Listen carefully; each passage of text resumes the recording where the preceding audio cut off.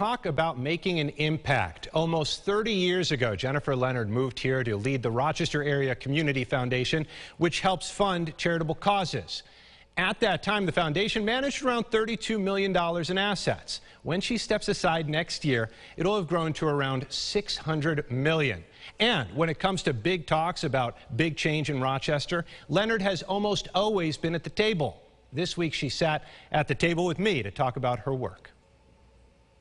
You have decided that in a year, you'll be stepping aside from this role. Any reflections as you make this decision? Rochester was the perfect fit because it was a community that was in a period of great change. And a lot of Rochesterians had a chip on their shoulder about losing the dynamism of the corporate history of Rochester. And they hadn't figured out what needed to come next.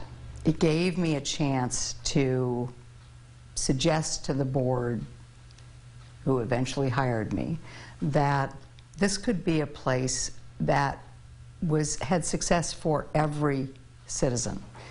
That we could be, as a community foundation, a powerful tool for community betterment and a regional center for individual and family philanthropy, but a kind of philanthropy that includes everybody from all walks of life.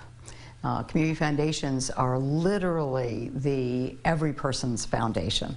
Nowhere, it appears to me, is your mission of equality more prominent than in your call to help out after the pandemic hit, the crisis fund and afterwards.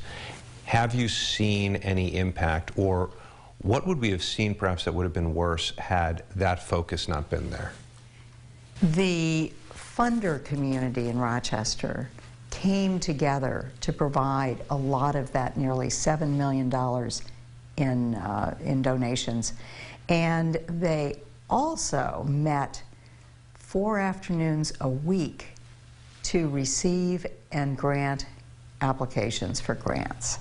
That built a very tight, strong